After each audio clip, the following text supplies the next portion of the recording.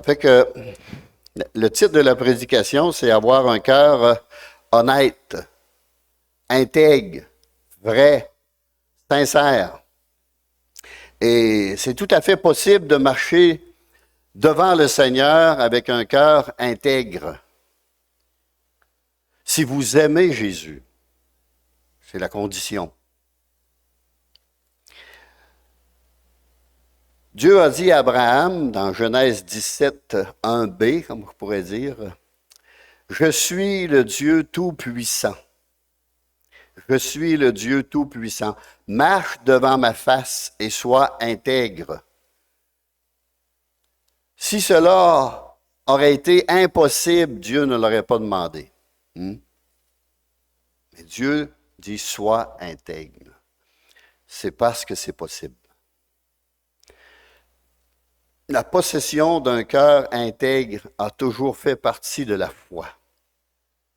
Abraham a toujours été un homme de foi. Vous lirez dans Hébreux là, 11 sur Abraham. On voit tout de suite, c'est un homme de foi. Il a obéi au Seigneur tout de suite.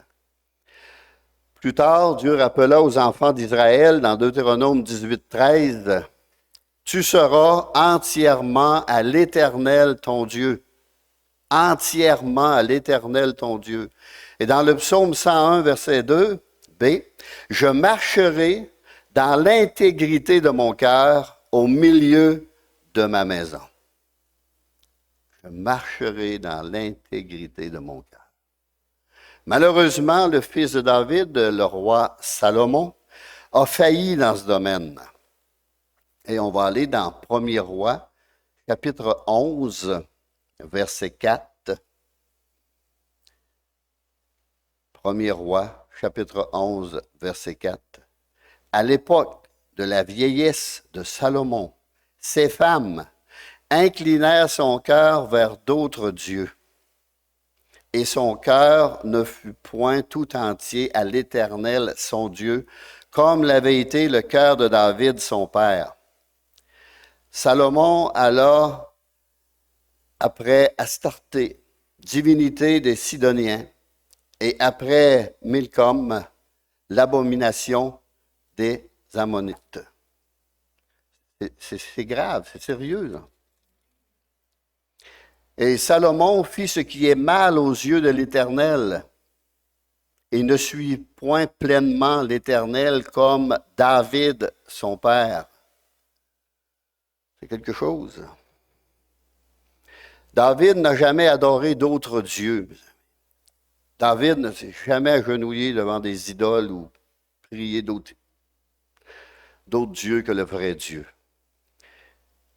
Il n'était pas un idolâtre. Comme beaucoup, lorsqu'on lit l'Ancien Testament, on voit que peu de rois ont suivi l'Éternel dans l'intégrité de leur cœur. Ils se sont virés beaucoup vers d'autres dieux et ont apporté le peuple vers Dieu. Ils ont entraîné leur peuple vers des idoles, des statues, des sacrifices humains et toutes sortes de choses de même. Jamais David n'a fait cela. Dans le Nouveau Testament, Jésus a dit dans Matthieu 5, 48, « Soyez donc parfaits, comme votre Père céleste est parfait. » Oui, y a-t-il un moyen d'être parfait? On va expliquer tout à l'heure c'est quoi la perfection que Dieu exige. On sait que personne n'est parfait. Mais, ici, c'est parfait dans l'amour. Dans ce passage-là, lorsqu'on l'étudie dans le chapitre, c'est parfait dans l'amour de Dieu. Et l'obéissance à la volonté de Dieu. Parfait dans cela. L'amour ne signifie pas de fermer les yeux sur le mal, sur le péché. Jésus disait, « Va et ne pêche plus. Ne vis plus dans le péché. Change ta vie. » Là. Et par la nouvelle naissance, ce salut par grâce que nous recevons et le Saint-Esprit que nous recevons, il y a une transformation qui se fait, qui doit se faire. Si quelqu'un était un menteur vétéré, comme on pourrait dire, là. Alors, sa vie change. Aussitôt qu'il raconte un mensonge, ah!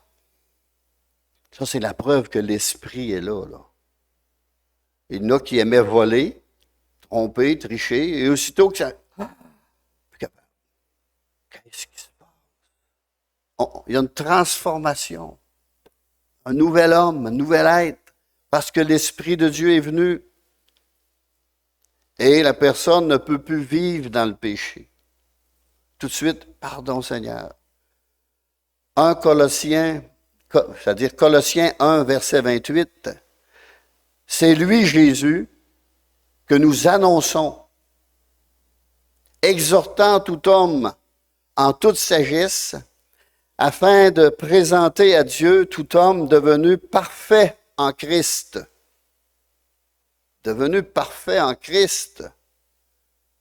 Il y a donc bien de versets de perfection dans la parole de Dieu.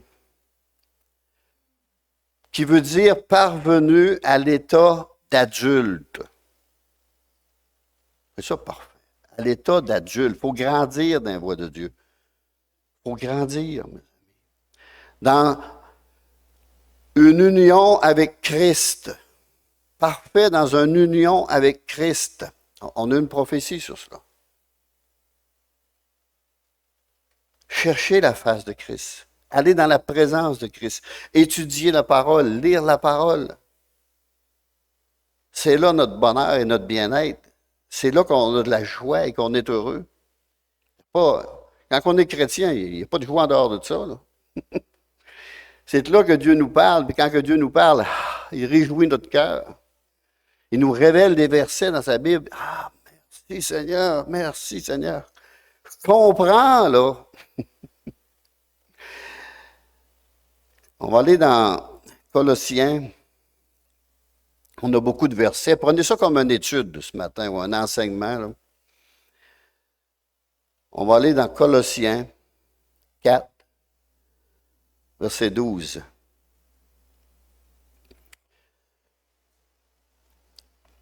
Épaphrase, qui est des nôtres, vous salue, serviteur de Jésus-Christ, ne cesse de combattre pour vous dans ses prières. Il y a un combat qui est livré dans la prière pour eux. Apprenons, là. Nous aussi, un homme parfait, un homme accompli, va livrer des combats pour d'autres dans la prière, afin que, parfait et pleinement persuadé, vous persistiez dans une entière soumission à la volonté de Dieu.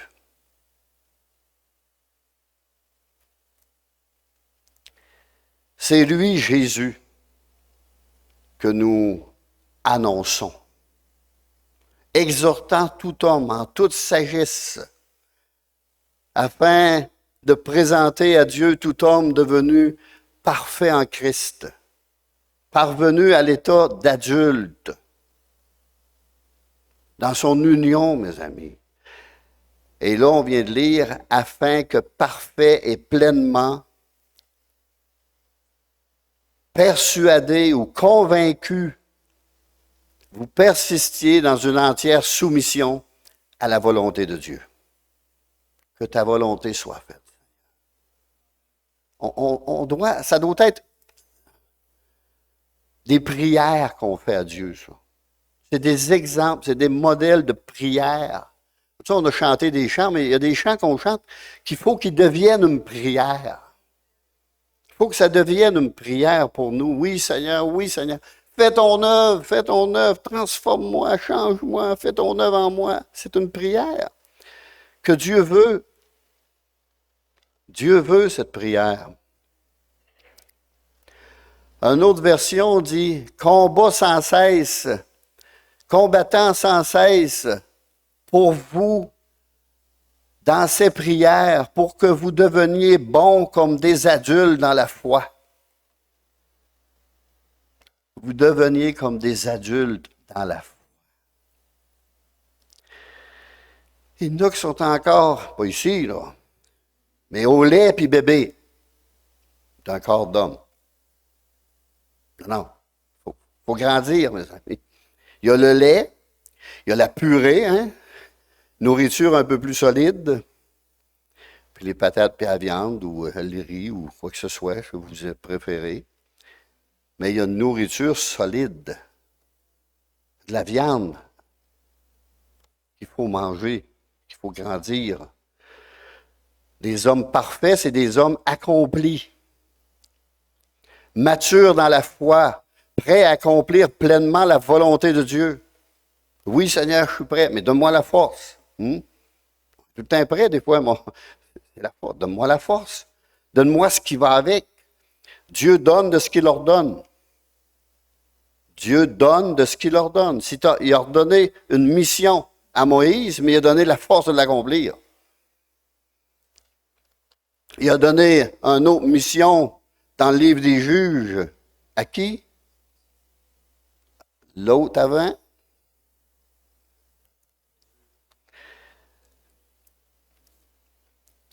Il y avait une petite armée. Gédéon. Va avec la force que tu as. Et il est parti, il n'y avait pas de force, mais en marchant, la force est venue.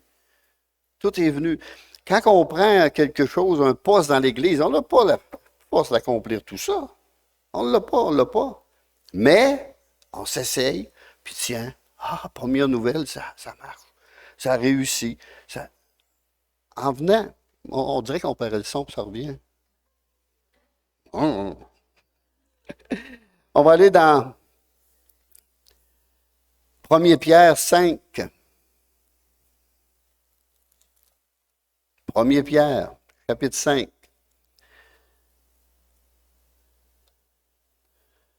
Verset 8. Soyez sobres. Sobres. Hein, tu sais, des fois, on dit à quelqu'un, il n'est pas sobre. Hein, il est ivre.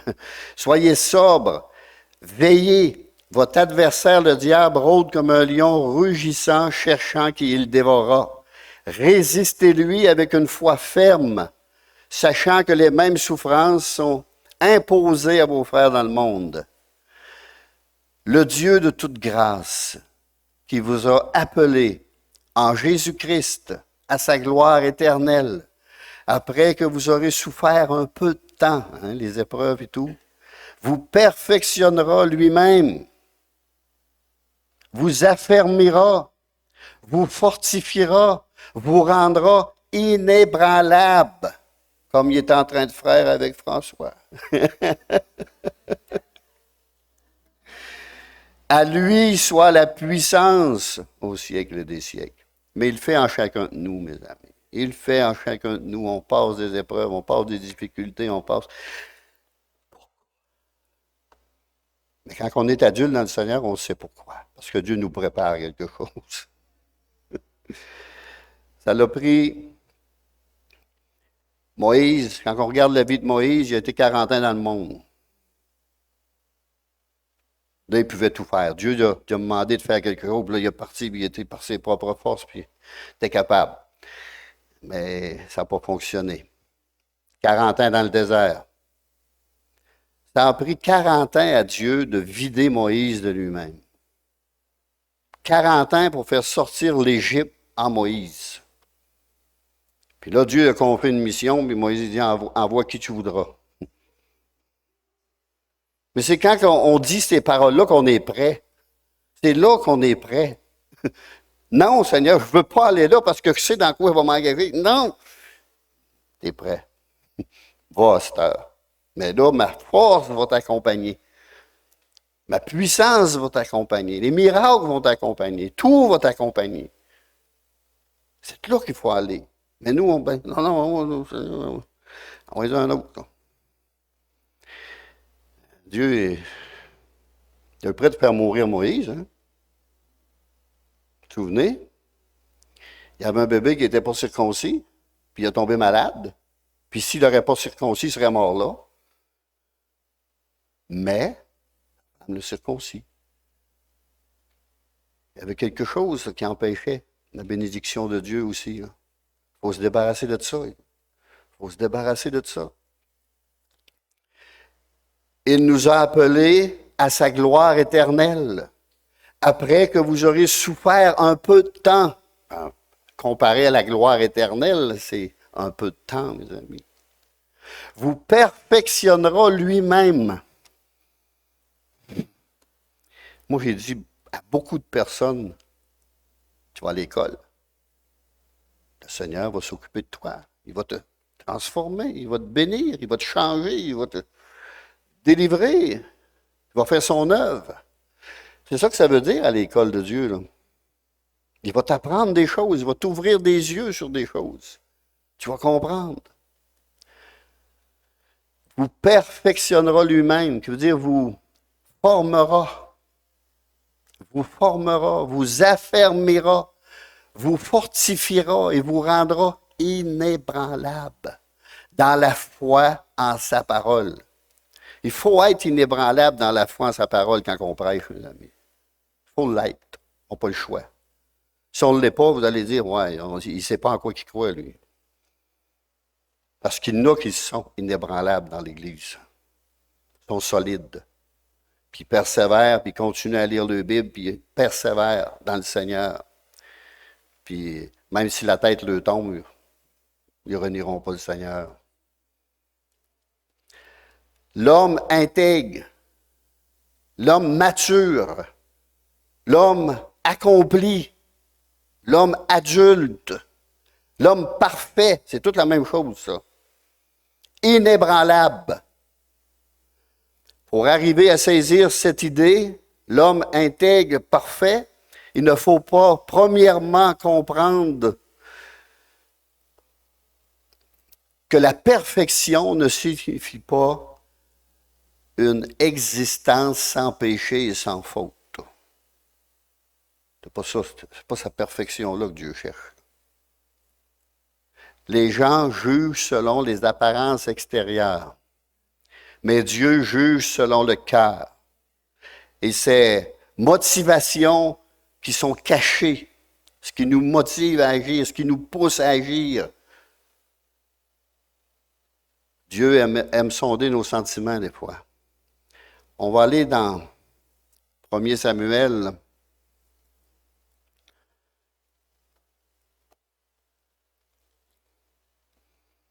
1 Samuel 16, verset 6.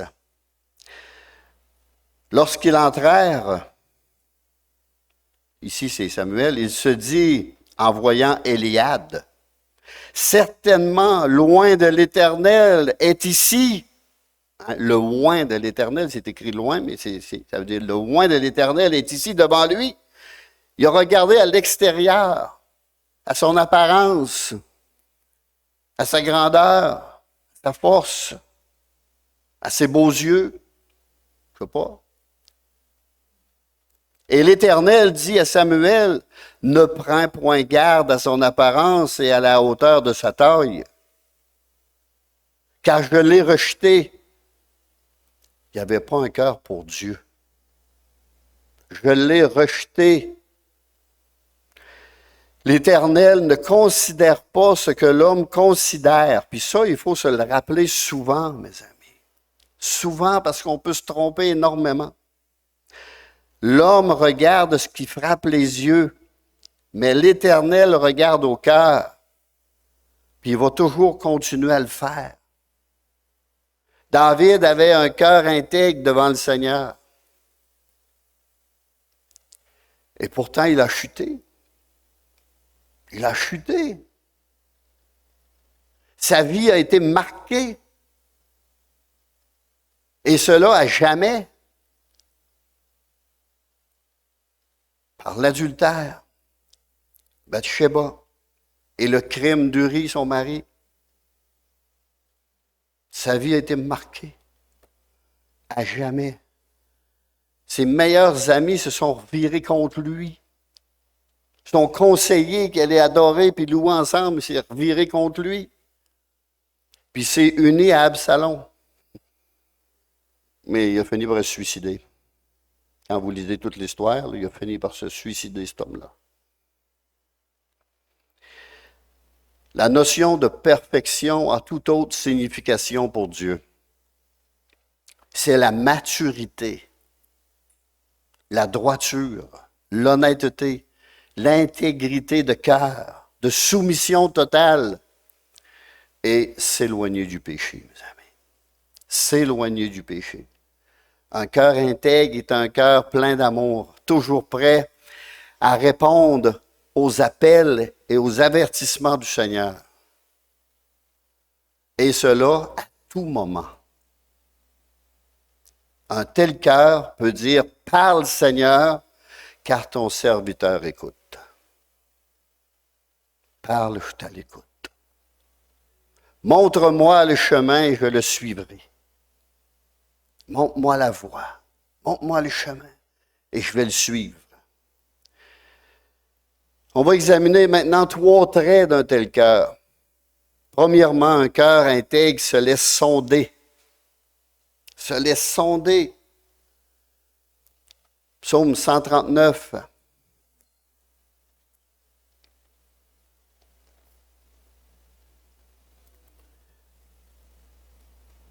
Verset 23.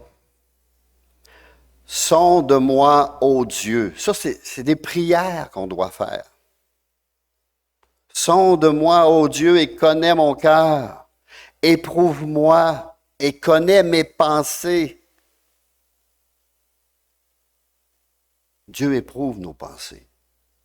Il veut savoir à quoi qu'on pense. Regarde si je suis sur une mauvaise voie.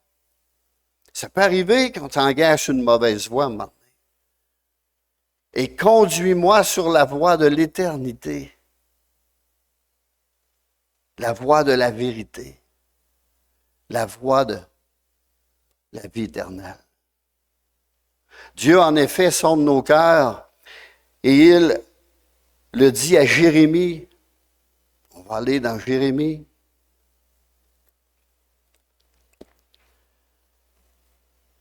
Chapitre 17.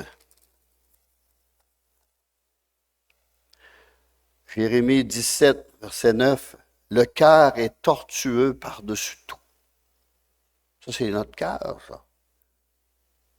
On a tous un cœur. Il est méchant. Qui peut le connaître? Moi, l'Éternel, j'éprouve le cœur. Il éprouve par des tests, des examens, des épreuves de toutes sortes, de tous côtés, de tous bords. Je sonde les reins. Notre filtreur de sang, hein? Il sonde les reins, je file tout pour rendre à chacun selon ses voies, selon le fruit de ses œuvres. C'est ce que Dieu fait. Alors oui, Dieu pénètre nos cœurs et l'examine en profondeur. On va aller voir ce que David avait dit à Salomon dans 1er Chronique.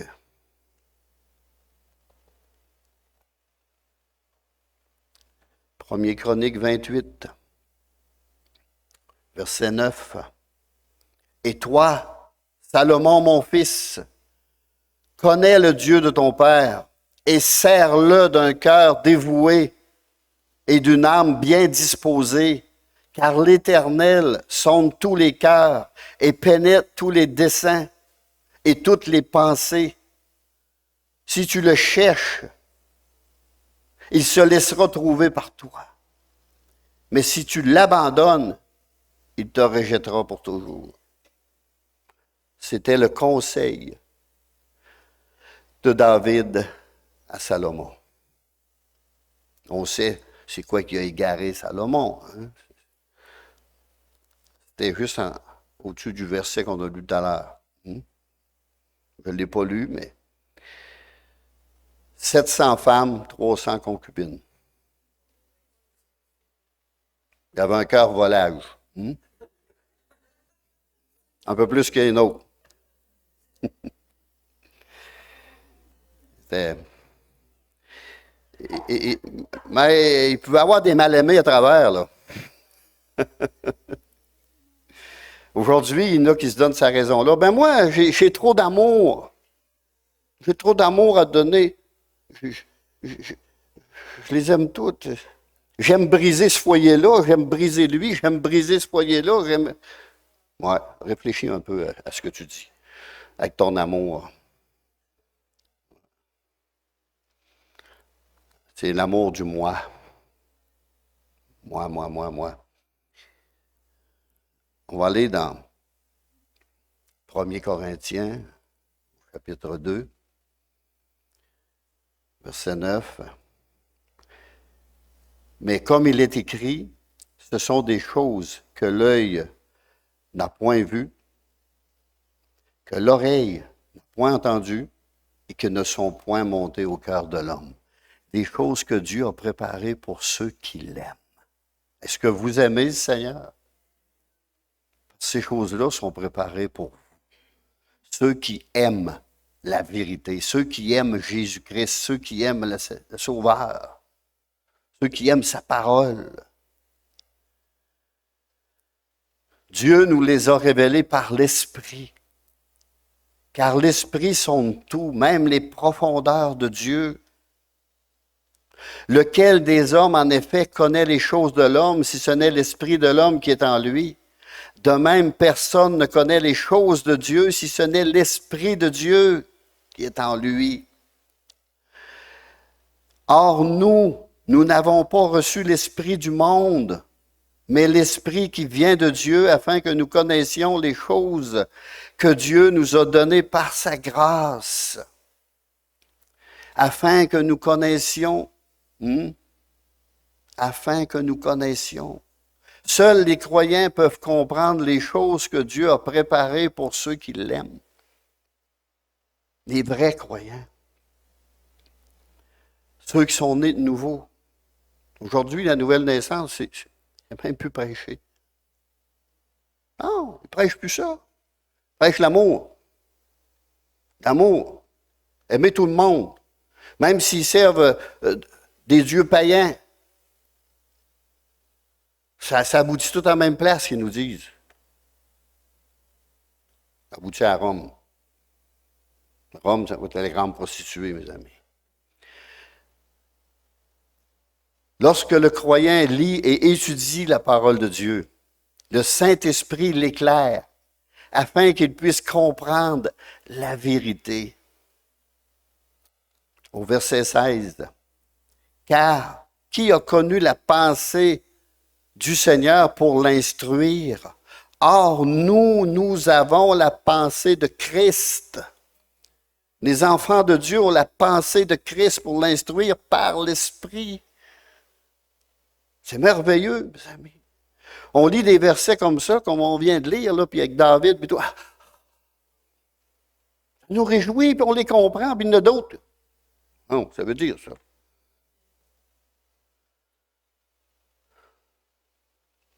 Dieu dit, j'ai caché ma parole aux sages et aux intelligents de ce siècle, et je la révèle à mes enfants. Il faut devenir enfant de Dieu pour comprendre le langage spirituel. On devient enfant de Dieu par la nouvelle naissance. Rappelez-vous toujours ça. Parce qu'aujourd'hui, la nouvelle naissance est rejetée. Elle n'est plus enseignée dans les églises. C'est pour ça qu'ils disent allez embrasser un tel, puis un tel, puis un tel, puis un tel, puis un tel. Ils ne sont pas convertis. Ils n'ont pas la nouvelle naissance. Il faut leur apporter la nouvelle naissance. Ce n'est pas juste l'amour qu'il faut apporter, c'est la nouvelle naissance. Mais c'est perdu. Ça se perd. Le cœur intègre souhaite que le Saint-Esprit visite et sonde l'homme à l'intérieur. Pas à l'extérieur, à l'intérieur. Lui ouvre toutes les portes de son cœur. Toutes les portes, tous les raccoins. Et qu'il puisse mettre tout à nu et enlève tout ce qui n'est pas à l'image de Christ. On doit marcher à l'image de Christ. Ceux qui gardent un péché dans le secret de leur cœur ne veulent pas être reconnus coupables ni être sondés par Dieu. Ne veulent pas être mis à l'épreuve Plusieurs sortent des églises. Plusieurs sortent des églises, mes amis. Et le péché est mis en lumière. Là où le péché est mis en lumière, avec la parole de Dieu. Car les prédications sont trop tranchantes et pénétrantes. Ah, c'est des condamnateurs, eux autres. Des condamnateurs. Ah. Je me fais traiter de condamnateur, moi. Il y en a d'autres pasteurs, les pasteurs se font traiter de condamnateurs. Ils condamnent, ils condamnent, ils condamnent. Condamne pas, on apporte la vérité. On le lit dans la Bible. Mais il faut ajuster nos vies à ça. Moi, là, sentez-vous pas tous condamnés. Ce n'est pas votre cas. Merci Seigneur. Pas mon cas. Je suis béni de l'entendre, mais merci Seigneur. Pas oublier de se culpabiliser et d'être condamné là où il n'y a pas lieu, mes amis. Mais si le Saint-Esprit plaide puis il met la lumière, je me souviens quand j'ai rentré dans une église, toutes les prédications, on dirait que c'était juste pour moi. Je n'ai pas commencé à détester le pasteur. Seigneur, tu me vois. Tu me vois. Tu me vois dans tous les domaines. Tu me vois. Change-moi, Seigneur. Fais ton œuvre en moi. Le Seigneur nous avertit sévèrement de ne pas s'endurcir. N'endurcissez pas vos cœurs. Allons dans Hébreux.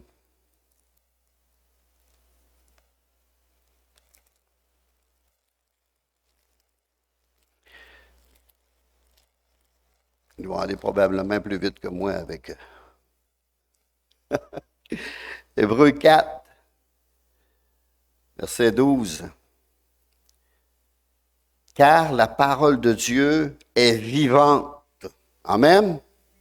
Et efficace, plus tranchante qu'une épée quelconque à deux tranchants, pénétrante jusqu'à partager âme et esprit, jointure et moelle. Elle juge les sentiments et les pensées du cœur.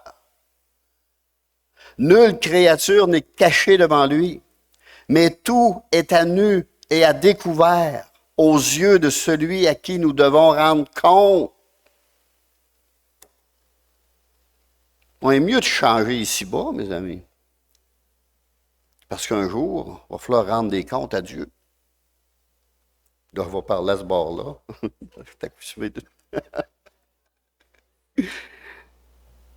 Et au verset 14,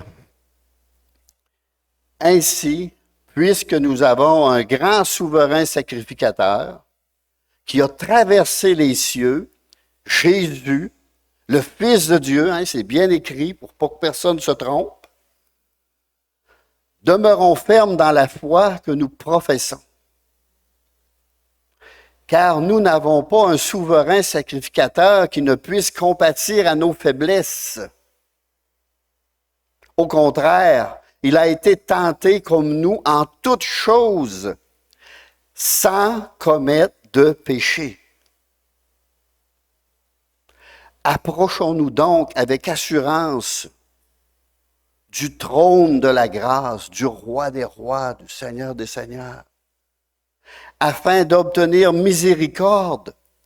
Afin d'obtenir miséricorde, Dieu est prêt à pardonner et de trouver grâce pour être secouru dans nos besoins, tous les besoins, peu importe le besoin. Mais il faut aller au trône, il faut aller au pied de la croix, puis d'en parler avec Jésus. Parce que Christ compatit à nos faiblesses.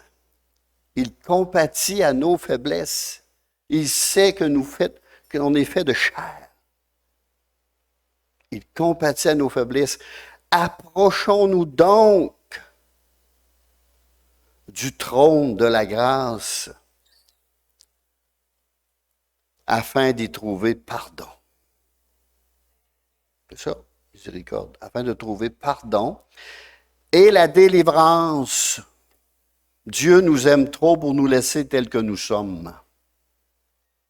Il veut prendre une personne détestable et en faire une personne aimable. Et pour ça, il faut qu'il nous délivre de bien des choses.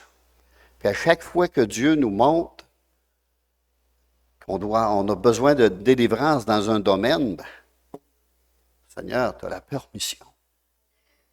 Je te donne la permission. C'est juste ça qu'il veut, là. Je te donne la permission d'agir en moi.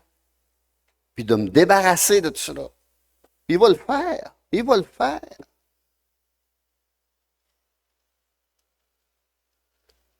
Voyons le péché comme un mal de dents, mes amis.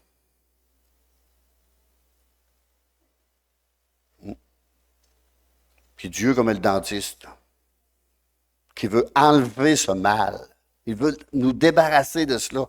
Comment on est bien après? Je me souviens, mes fils, c'était dans le temps de Noël, ils étaient à la maison, puis ils se lamentaient, il avait assez mal aux dents, c'était pas croyable, ils essayaient toutes sortes de choses. Finalement, je l'ai emmené sur le dentiste, puis il dit, arrête. Puis, après ça, merci papa. Là où descend l'amour de Dieu, la miséricorde, la puissance, l'effusion du Saint-Esprit, qui est le baptême du Saint-Esprit, les dons spirituels. Comme j'ai dit, si quelqu'un manifeste un don spirituel, il faut y croire. Si vous ne croyez pas, il ne se passera rien. Puis le don spirituel peut être une parole de connaissance, parole de sagesse, discernement des esprits. Mais s'il y a une parole de connaissance, c'est que Dieu veut bénir quelqu'un. Alors, il faut y croire. Le fruit de l'esprit est tout ce dont nous avons besoin et l'aide nécessaire quelconque, quelle que soit la situation que nous avons à faire face. Dieu est toujours là pour nous aider, pour nous donner, manifester ses dons, manifester. Dieu les a manifestés, ses dons. Dieu a parlé au travers de des personnes, c'est ça. Dieu a prophétisé au milieu de nous. Il a parlé au travers d'une personne. Des fois, c'est un message en langue avec interprétation, puis des fois, c'est une prophétie directe. Mais Dieu veut parler. Dieu avertit la personne de ce qu'il veut faire. Mais si c'est Dieu qui veut le faire, il va le faire. Tout vient du trône de la grâce, mes amis. Le Seigneur ne sonde pas nos cœurs avec un esprit de vengeance. Non. Il ne sonde pas nos cœurs avec un esprit de vengeance, car il est notre Rédempteur, notre Sauveur. Son but n'est pas de nous perdre, mais de nous sauver. Amen. Son désir, c'est que nous venions au pied de la croix, en sa présence, avec des cœurs purs, des esprits bien disposés. Psaume 24. Psaume 24.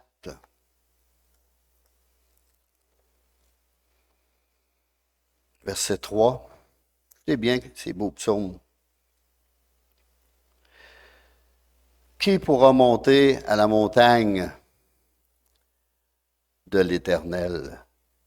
Qui s'élèvera jusqu'à son lieu saint? Celui qui a les mains innocentes et le cœur pur. Celui qui ne livre pas son âme au mensonge et qui ne jure pas pour tromper.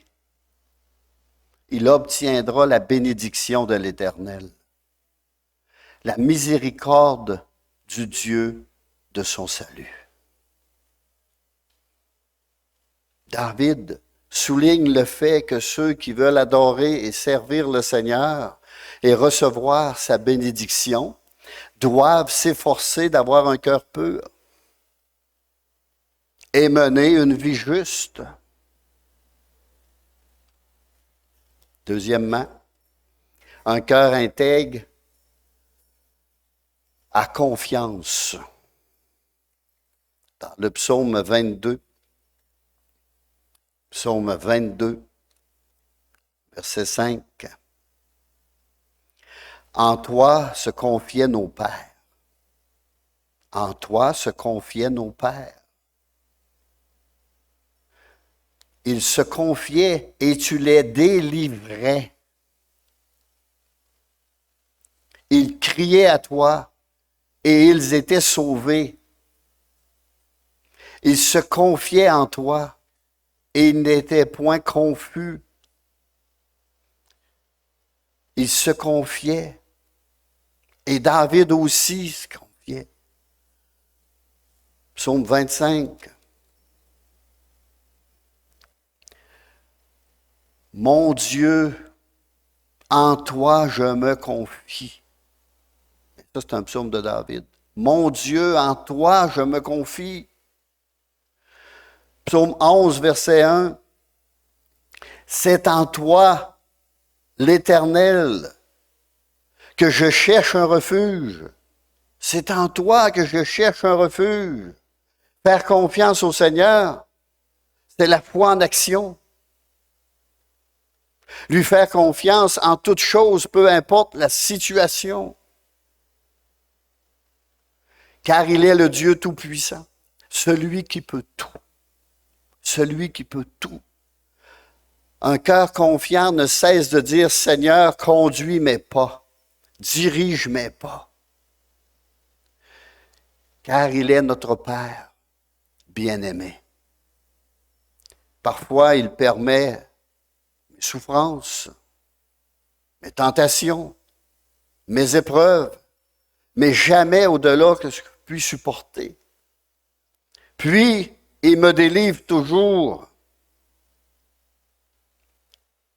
On sait que François a été éprouvé épouvantablement, terriblement, mais il est encore là, il peut le supporter. Il l'a supporté. Puis Dieu l'a gardé. Dieu a un plan pour chacun de nous.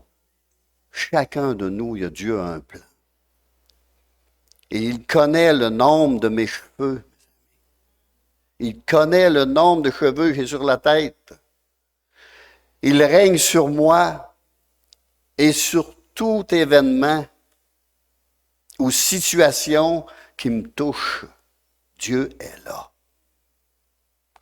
Psaume 34, verset 20.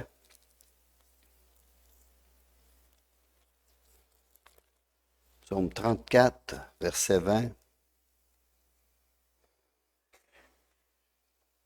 Le malheur attend souvent le juste, mais l'Éternel en délivre toujours. Et on peut s'appuyer sur ce verset-là. Et on doit s'appuyer dessus. Troisièmement, un cœur intègre est aussi un cœur brisé. Psaume 34, verset 19. L'Éternel est près de ceux qui ont le cœur brisé et il sauve ceux qui ont l'esprit dans l'abattement, mes amis. Il les sauve. Il est près d'eux. Il est là, le Seigneur. On l'a eu en prophétie. On l'a tout eu en prophétie de Mézère, puis en chant. Puis on ne s'est pas consulté personne. Là. Personne. On s'est renfermé plutôt dans nos chambres. Puis on a demandé au Seigneur la direction. Puis Dieu fait un tout de cela. Psaume 51, verset 19. Les sacrifices qui sont agréables à Dieu est un esprit brisé. Ô Dieu, tu ne dédaignes pas un cœur brisé et contrit, qui veut dire repentant. Au verset 20. Répands par ta grâce tes bienfaits sur Sion. Bâtis les murs de Jérusalem. Bâtis les murs de Jérusalem. Le verset 19-20 nous parle de brisement, de repentance, mais aussi de relèvement, mes amis. Il nous parle de relèvement. Le Seigneur ne repousse jamais le cœur brisé et qui est rempli de remords pour le péché et attristé par la méchanceté que l'on peut avoir produit tout autour de nous, parce que ça, il faut y penser, là. Jamais qu'on commet un péché sans affecter la vie d'un autre. On affecte toujours la vie d'un autre ou autour de nous. Lorsque nous nous humilions et que nous crions à Dieu pour obtenir sa grâce et son pardon, nous pouvons être certains qu'il nous accueillera et guérira toutes nos blessures et rebâtira nos vies. C'est un bâtisseur, le Seigneur. Fait, défait, refait. Dieu nous a fait, Satan nous a défait, Jésus nous refait. Je termine avec Isaïe 57.